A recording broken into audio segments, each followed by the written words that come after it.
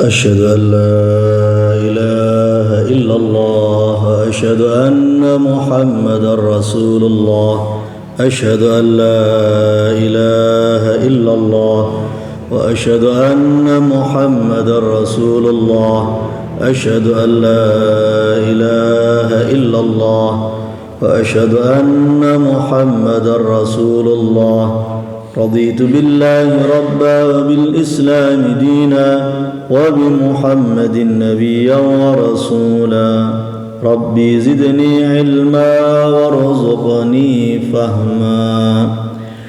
السلام عليكم ورحمة الله وبركاته.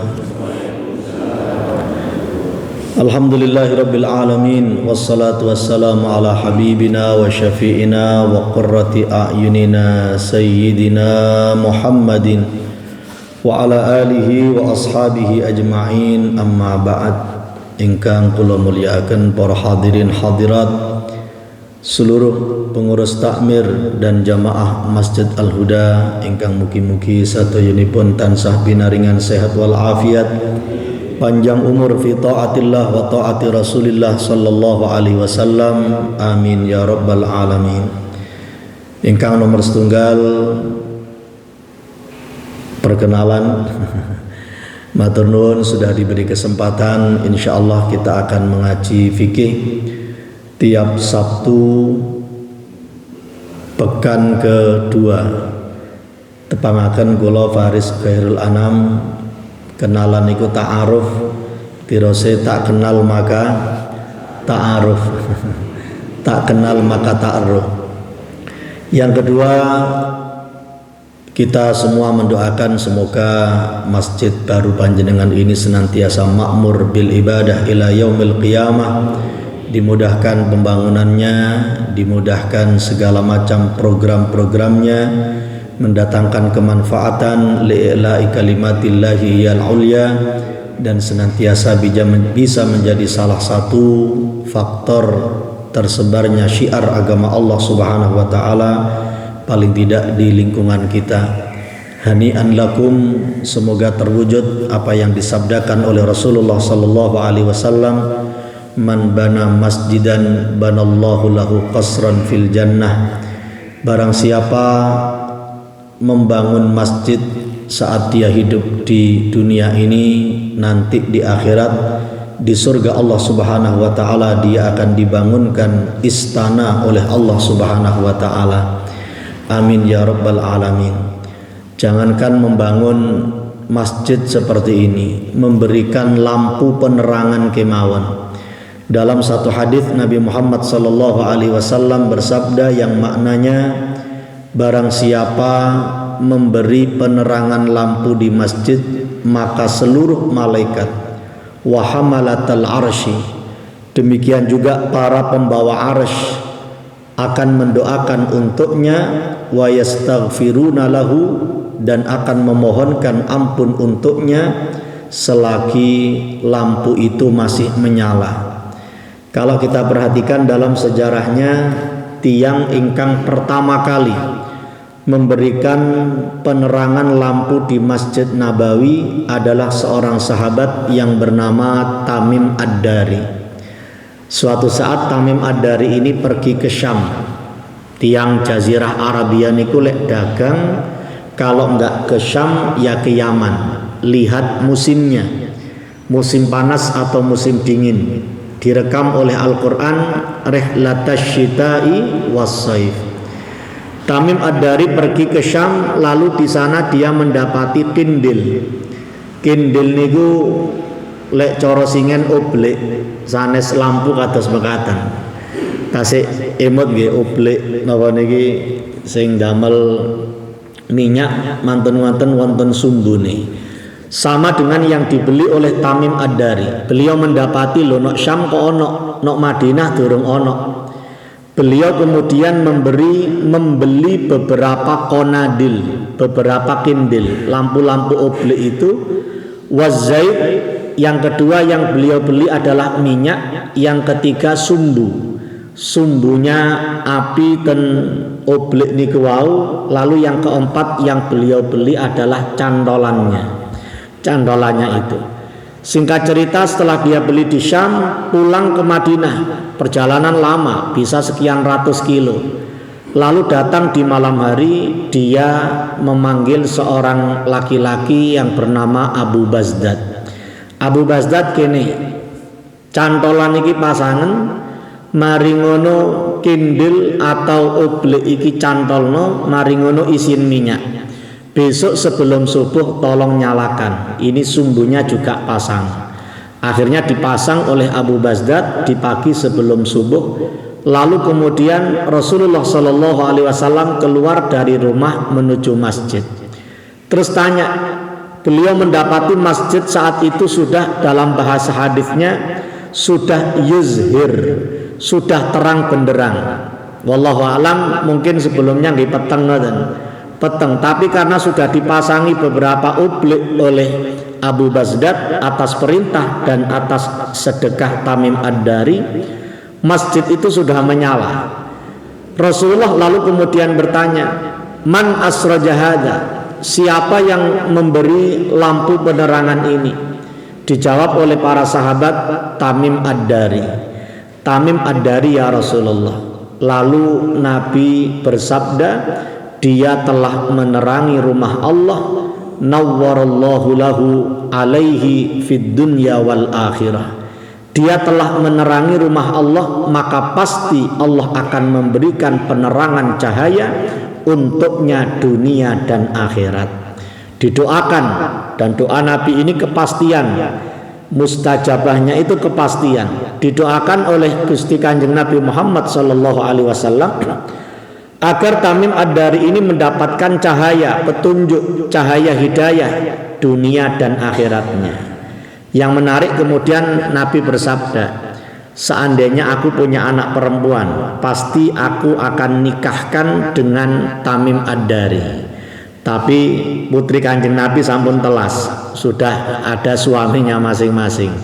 Mendengar itu salah seorang sahabat kemudian menyampaikan kepada Nabi Muhammad, ya Rasulullah, saya punya anak perempuan namanya Mughirah. Kalau panjenengan berkenan, lakukan apapun untuk anak saya ini, saya pasrah kepada panjenengan.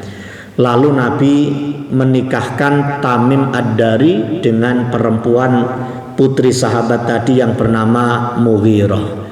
Berkat atau berkah memasangkan lampu oblek. Lah yang panjenengan ngurupaken lampu niki ganjarane wageng gitu. Menghidupkan lampu, membelikan lampu niki ganjarane ageng kalau kita ikut Tamim Ad-Dari. Tapi jangan mengharap murah dipek mantu kali takmir ngoten ya. Napa malih pun wonten ten griya wah kaget perang dunia ketiga nih. Tapi pada intinya ini ladang pahala, ladang kebaikan untuk kita semuanya. Semoga kita diberi ketulusan niat, keistiqomahan, insya Allah sampai sempurna pembangunan dan program masjid ini senantiasa diberi kemudahan, keberkahan oleh Allah Subhanahu wa Ta'ala, menjadi prestasi kehidupan kita dan prasasti setelah kewafatan kita. Meskipun jasad kita berkalang tanah, tapi kita meninggalkan suatu kebajikan sebagaimana didhawuhkan oleh orang tua dan guru-guru kita semuanya. Jangan sampai meninggal dunia sebelum kita meninggalkan wakaf, entah 1 meter, 2 meter, karena ini nanti yang akan menjadi pahala yang mengalir untuk kita semuanya. Mugi-mugi barokah manfaat, amin ya rabbal alamin. Para hadirin hadirat yang dimuliakan oleh Allah, tema kita adalah tentang fikih. Kemarin Pak Firdaus dan Pak Dian ke rumah dan sudah kami berikan gambaran materi fikihnya nanti, fikih praktis. Tapi sebagaimana kita sampaikan, hari pertama ini kita perkenalan, meskipun ten masjid lama, insya Allah di zamannya almarhum Pak Hamid, kami juga sudah beberapa kali ten masjid panjenengan.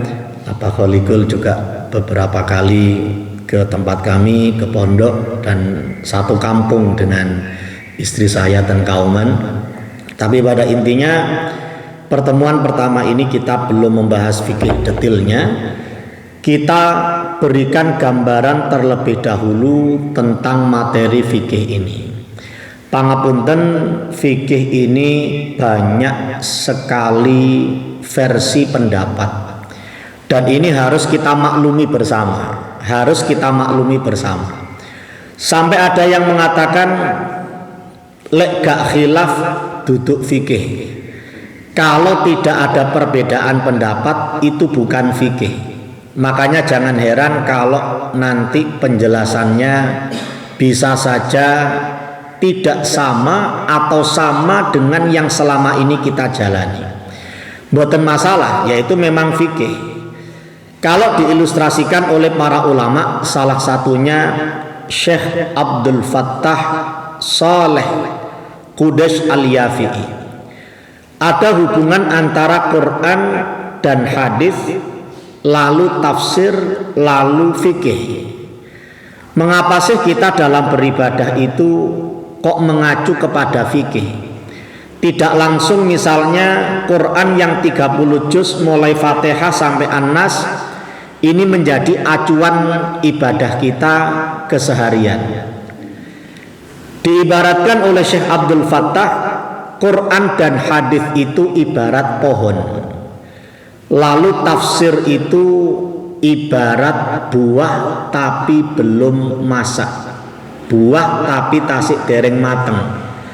Lalu fikih itu ibarat buah yang sudah masak, buah ingkang sampun mateng. Maka orang yang kepingin ibadah itu langsung, misalnya rinciannya saya langsung mengacu kepada Al-Quran, maka ibarat dia itu menyirami pohon tapi tidak mau buahnya. Atau sebaliknya, kalau diteruskan, saya kepingin ibadah, umpaminipun sholat, saya kepingin melaksanakan sholat subuh, saya kepingin melaksanakan sholat zuhur, asar, maghrib atau isya, saya kepingin mengacu kepada kitab tafsir hadis atau kepada kitab syarah hadis.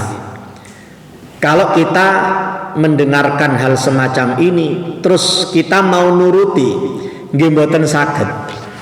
Dan kitab-kitab tafsir itu tidak ada rincian apa saja syarat sholat, baik syarat wajibnya, syarat sahnya, apa saja rukun-rukun sholat mulai takbir sampai salam, nopo kemawon rukun-rukunnya. Tidak ada keterangannya dalam kitab tafsir, demikian juga dalam syarah hadis. Contoh misalnya kitab tafsir, ada Al-Qurtubi, ada tafsir Al-Qurtubi, wonten tafsir Ibnu Katsir. Kalau kita buka tafsir Qurtubi, mboten bakal wonten tata cara takbir seperti apa, tata cara baca Fatihah seperti apa, bagaimana rukuk, bagaimana iktidal, bagaimana sujud, mboten enten dan kitab tafsir. Demikian juga dalam syarah hadis. Syarah hadis itu contohnya Fathul Bari, disusun oleh seorang ulama namanya Ibnu Hajar. Wonten malih syarah Sahih Muslim, disusun oleh Imam Nawawi. Nama lengkapnya Al-Imam Yahya Ibnu Syaraf An-Nawawi. Di dua kitab syarah hadis ini mboten bakal wonten syarat wudu, rukun wudu, sunnah-sunnah wudu, apa saja yang membatalkan wudu, mboten enten. Padahal Ibnu Hajar ini ulama fikih, Imam Nawawi ulama fikih, punya beberapa kitab yang membicarakan tentang fikih. Tapi meskipun beliau berdua ini ulama fikih, dalam kitab syarah hadis baik Fathul Bari maupun syarah An-Nawawi ala Sahih Muslim tidak bakal sedetil ketika beliau menyusun kitab fikih. Ya hanya dalam tanda kutip menerangkan hadis ini apa sababul nuzulnya, apa maknanya, apa makna perkata, tapi tidak sedetil bagaimana beliau mengkodifikasi, menyusun syarat wudhu, syarat wajibnya, syarat sahnya, rukun-rukunnya dan seterusnya. Maka sekali lagi tafsir Al-Quran atau kitab syarah hadis ini ibarat buah tapi tasik dereng mateng. Kalau fikih itu ibarat buah yang sudah matang.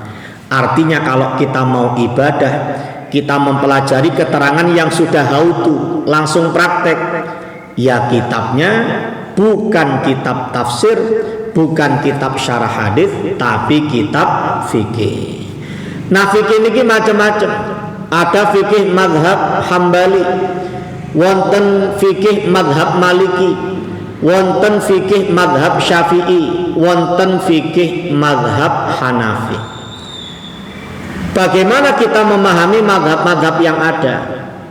Yang harus kita pahami nomor setunggal, semua ulama dan semua madhab pasti merujuk kepada Al-Quran dan hadis Nabi Muhammad Sallallahu Alaihi Wasallam. Acuanipun sami, nggih sami, Qur'ani 30 juz niku sami. Cuma nanti di antara ayat-ayat Al-Quran itu wonten ingkang qat'i, ada yang dhanni.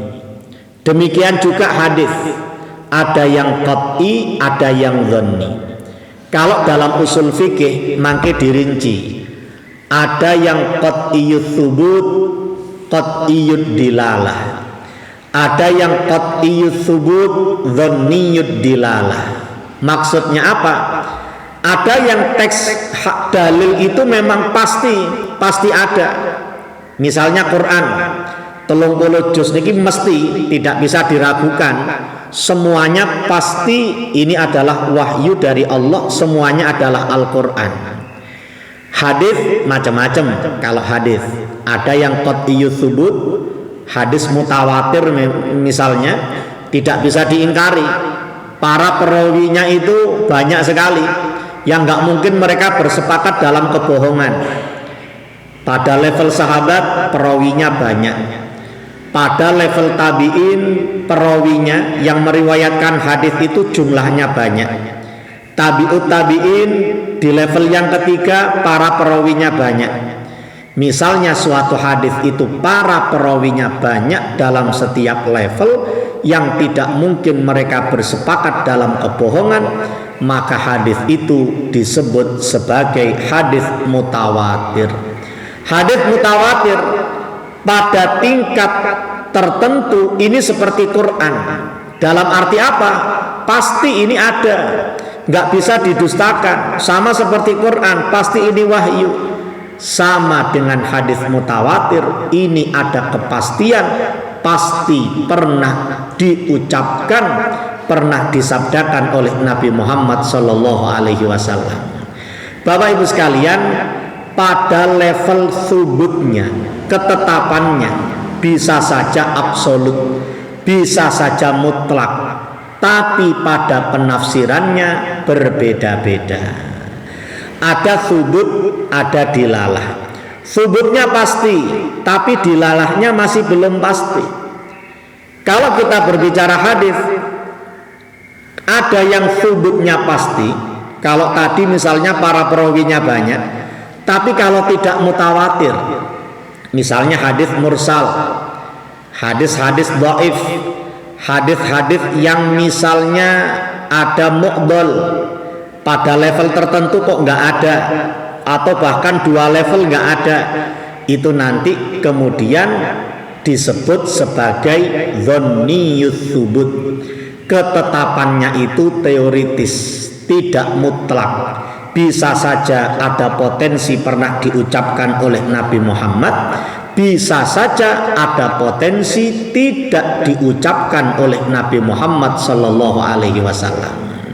Ini tentang ketetapannya dan dilalahnya.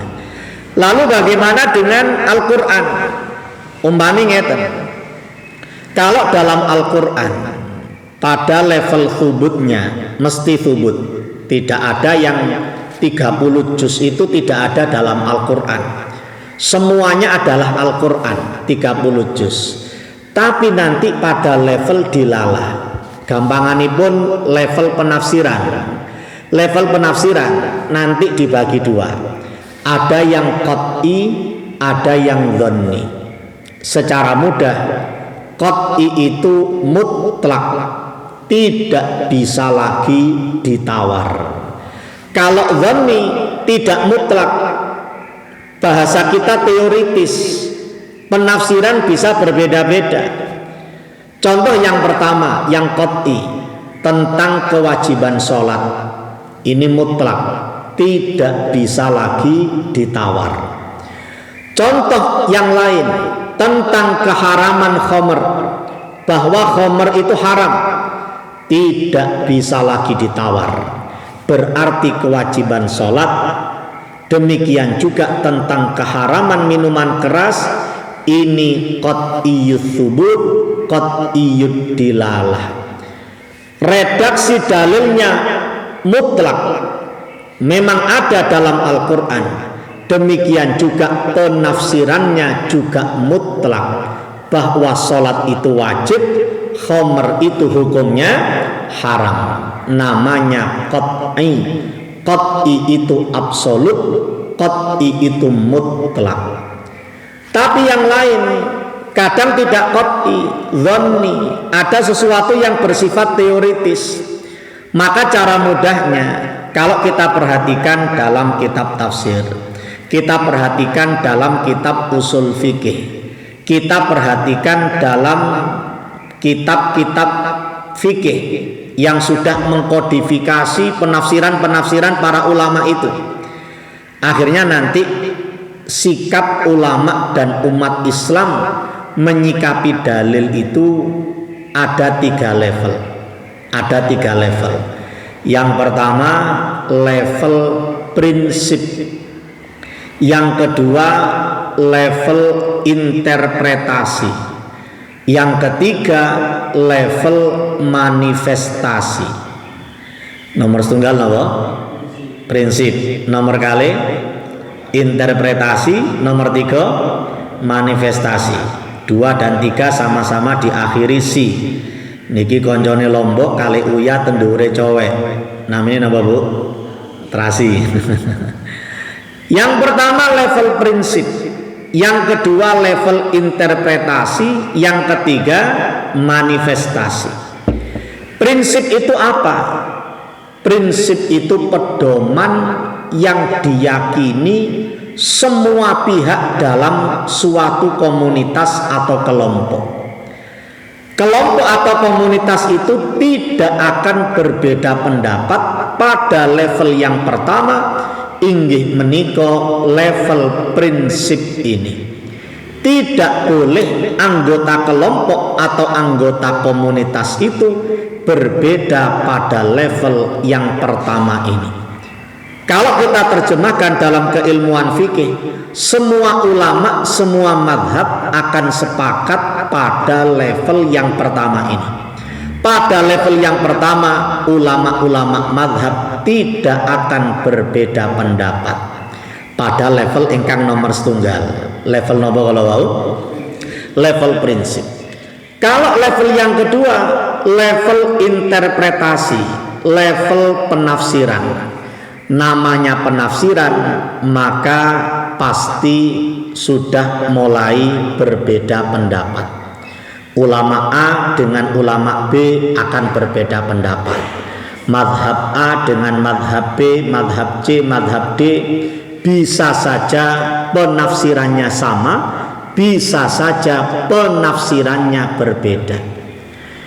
Kalau pada sesuatu yang bersifat dhanni tadi, kalau qat'i kita masih ingat kewajiban sholat, keharaman minuman keras, ini nggak boleh, ini qat'i.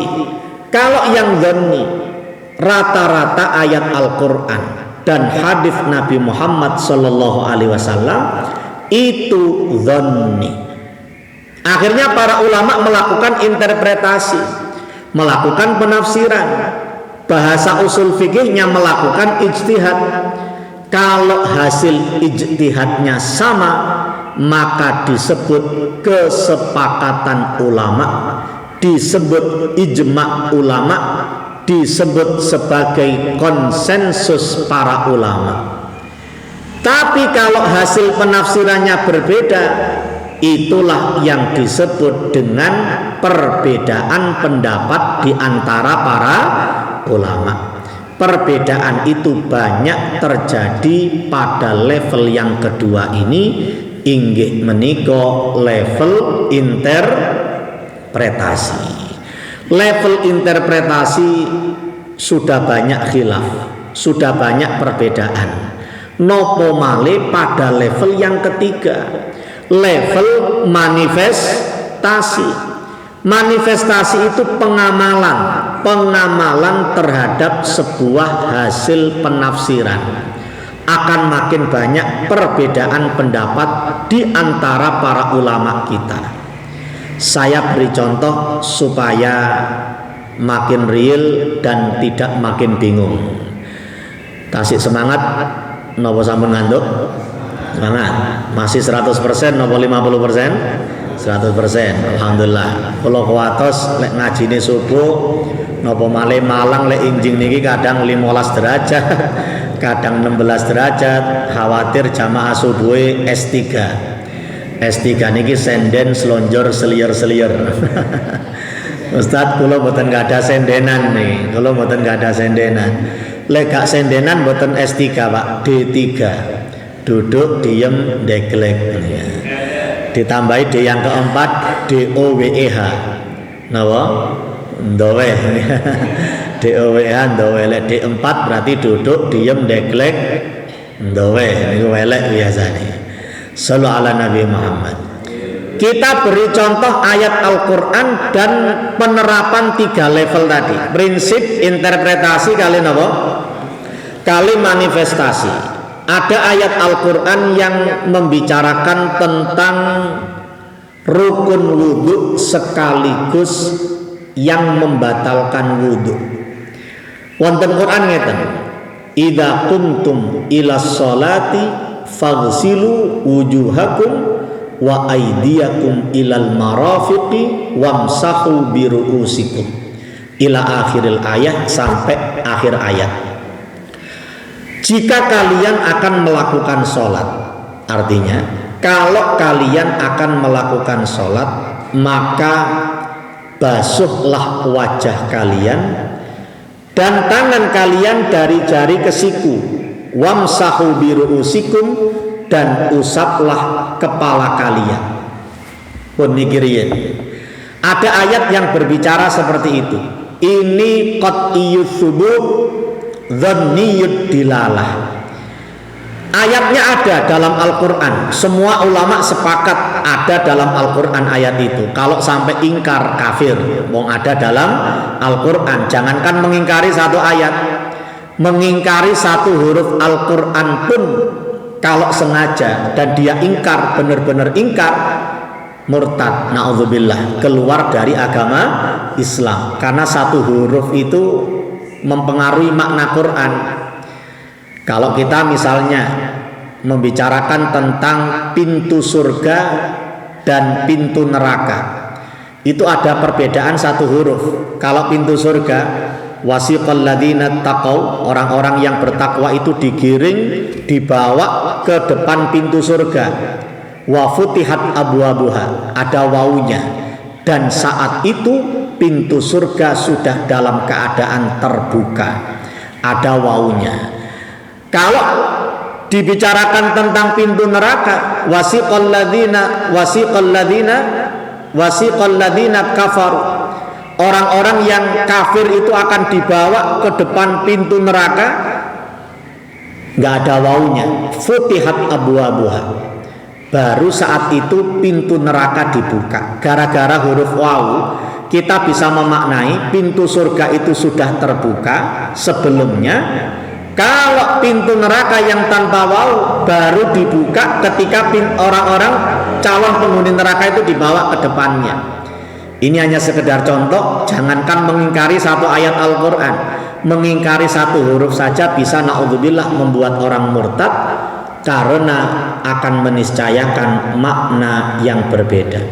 Bapak Ibu sekalian, kembali kepada ayat tentang wudhu tadi itu. qat'iyyus subut, ayatnya ada dalam Al-Qur'an, tapi bagaimana menafsirkannya itu para ulama sudah berbeda-beda. Tapi pada level yang pertama, inggih menika level prinsip, semua ulama tidak akan berbeda pendapat. Bahwa apa? Pada level prinsip semuanya akan mengatakan bahwa kalau mau sholat orang itu wajib napa?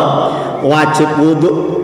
Madhab Maliki akan mengatakan itu, Syafi'i, Hanafi, Hambali akan mengatakan itu. Kalau kita berbicara ormas, NU akan mengatakan itu, Muhammadiyah akan mengatakan itu, Persis akan mengatakan itu, Al-Irsyad akan mengatakan itu. Tidak akan berbeda pendapat pada level prinsip. Lek sadurunge sembayang sampeyan kudu wudu, kecuali dalam kondisi rukhsah, dalam kondisi keringanan. Wonten tiang sakit, wonten tiang safar, musafir dengan kriteria tertentu, nggak bisa pakai air, bisa ganti dengan tayamum, pakai debu. Tapi pada level azimah tidak akan berbeda pendapat bahwa orang itu kalau mau sholat harus punya wudhu. Level prinsip jangan khawatir, ulama dan umat Islam tidak akan beda pendapat. Tapi pada level yang kedua, level nopo? Interpretasi, level penafsiran. Ini yang nanti banyak khilaf, banyak perbedaan pendapat. Kenapa? Ya nggak apa-apa. Wong ini dzanniyud dilalah, penafsirannya teoritis, penafsirannya tidak absolut. Yang absolut itu kewajiban sholat, keharaman nopo kalau mau, keharaman khomer, keharaman zina, keharaman mencuri, itu memang absolut. Tapi tentang ayat yang sedang kita bahas, ini tidak absolut, ini dzanni, ini teoritis. Contoh, misalnya ada frase potongan dalam ayat tadi, wamsahu biruusikum, usaplah kepalamu. Ulama pun mikir nih, pada interpretasinya pun mikir, ijtihad, istimbatul ahkam, yang dimaksud kepala itu apa? Imam Malik mikir, punya penafsiran, oh kepala itu ya berarti leher ke atas, leher ke atas, kecuali wajah, karena wajah sudah tercover dalam rukun yang pertama, basuhlah wajahmu. Oh berarti leher ke atas, kecuali wajah, ya harus kena air semuanya.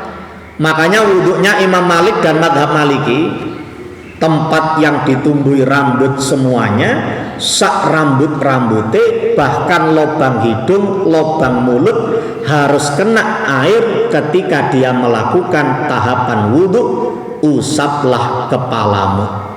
Makanya madhab Maliki wudhu'e tanganipun dibasahi air, jempol kanan kiri ditaluk peripis kanan kiri, jari-jari dipertemukan, digeret dari depan ke belakang, dari belakang ke depan lagi. Lihat tiang istri rambutnya dawa nggih. Wah, ngoten. Terus manten-manten dimasukkan air, dimasukkan ke hidung, air dimasukkan ke mulut, harus kena air, wong belum kena air, dan itu bagian dari kepala. Itu kata Imam Malik, itu pendapat madhab Maliki. Imam Syafi'i benten Malik, lek cara gampange, ini murid dan guru kan Imam Syafi'i dengan Imam Malik. Imam Malik nggak segitunya kali. Nggak segitunya kali. Kepala itu cukup sebagian, tidak perlu semuanya. Apa dalilnya Syafi'i? Rasulullah Shallallahu Alaihi Wasallam pernah berwudu dan beliau hanya mengusap nasiyah. Nasiyah itu front lobe, bagian otak depan nih, yang suka bohong, nih kan otak nih ya. Nasiyatin kadzibatin khati'ah, sing seneng ngapusi, seneng salah nih kan. Nabi cuma mengusap ini saja, bagian dahilah, kalau bahasa kita tempat yang ditumbuhi rambut ngajeng, lek corot yang Jawa singen jambul. Hanya itu saja. Yang kedua, Imam Syafi'i pakai pendekatan bahasa. Imam Malik atau madhab Maliki semuanya, kalau saya misalkan ini kerikil saya lempar terus kena kepala orang, terus secara bahasa Bolehkah saya mengatakan saya berhasil melempar kepalanya? Sakit atau sakit? Sakit.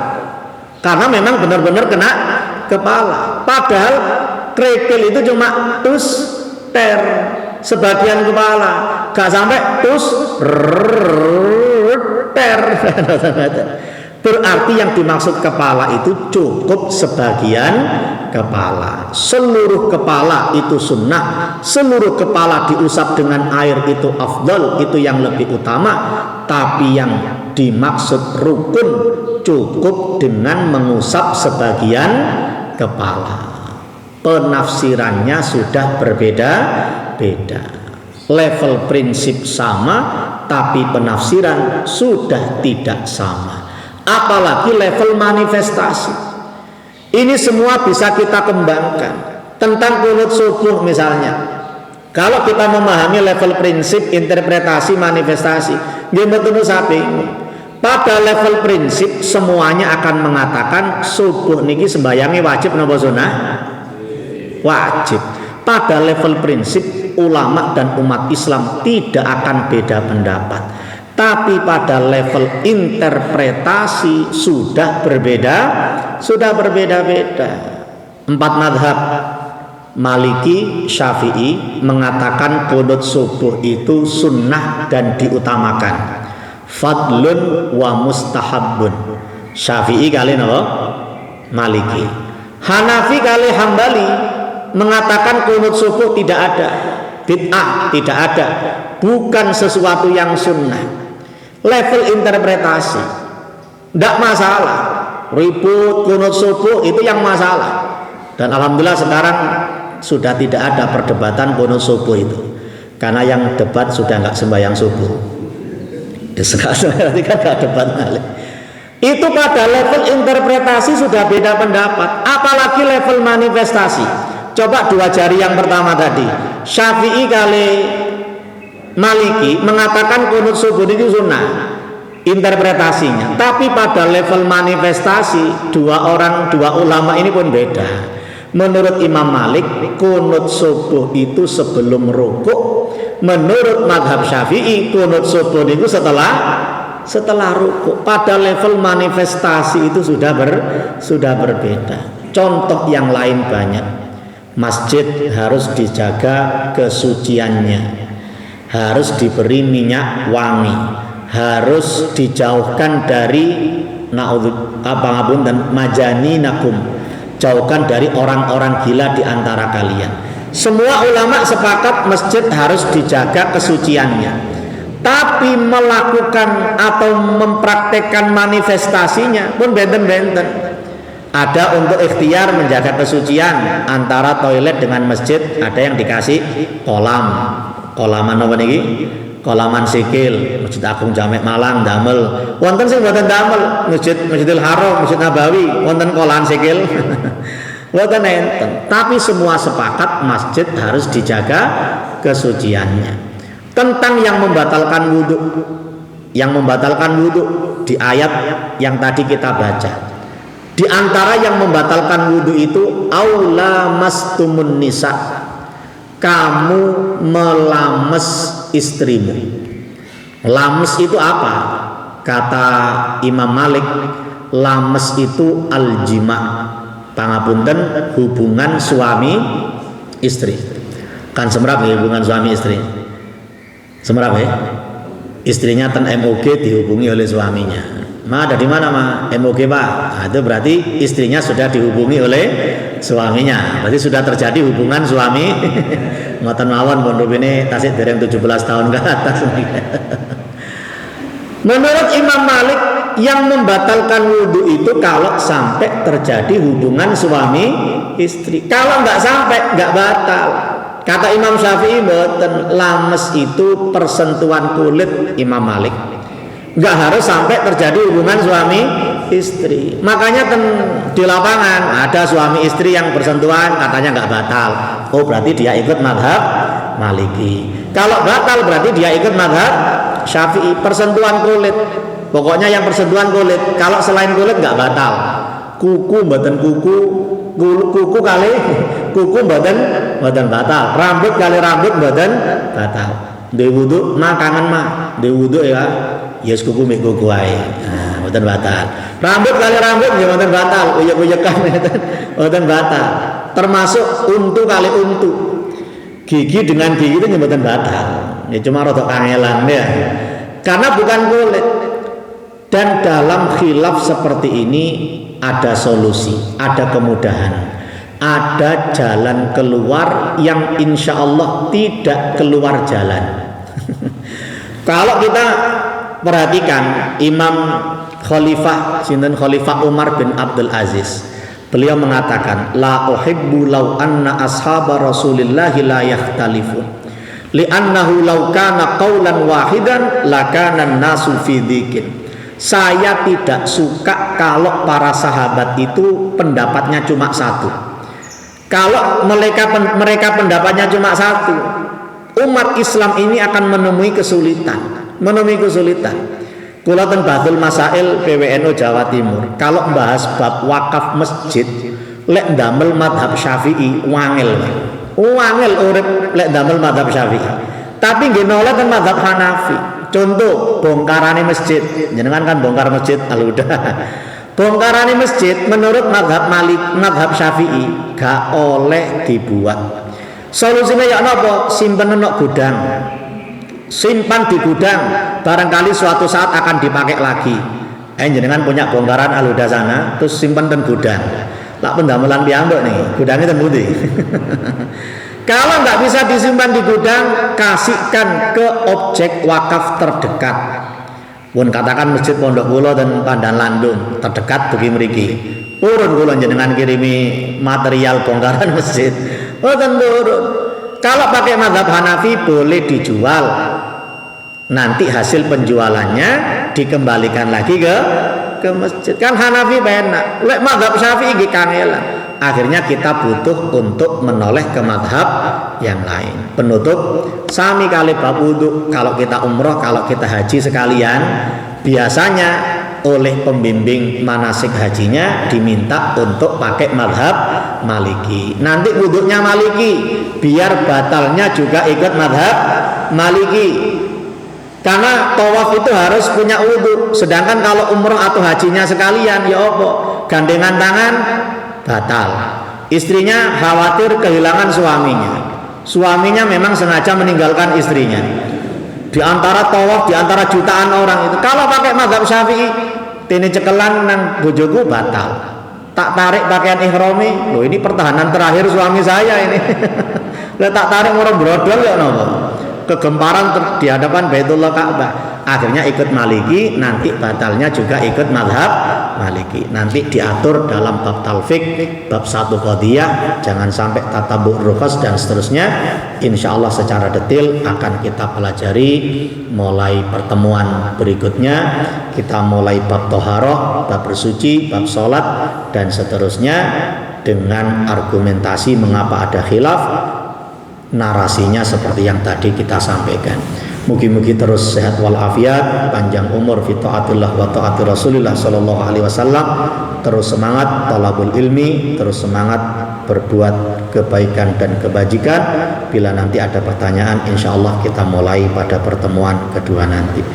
Alhamdulillahirabbil alamin wassalatu wassalamu ala sayyidina Muhammadin wa ala alihi wa sahbihi ajmain. Allahumma inna na'udzubika min ilmin la yanfa', qalbin la yakhsha, wa amalin la yurfa, wa da'watin la istajabu laha. Allahumma ighfir lana wa liwalidina warhamhum kama rabbawna shighara. Rabbana atina fid dunya hasanah wa fil akhirati hasanah wa qina adzabannar. Jazallahu anna sayyidina Muhammadan sallallahu alaihi wasallam ma huwa ahluh. Wa sallallahu ala sayyidina Muhammadin wa ala alihi washabihi wasallam. Subhanakallahumma wa bihamdika asyhadu an la ilaha illa anta astaghfiruka wa atubu ilaik. Rabbana taqabbal minna wa balna bisirril Fatihah. Wallahul muwaffiq ila aqwamit thoriq. Wassalamualaikum warahmatullahi wabarakatuh.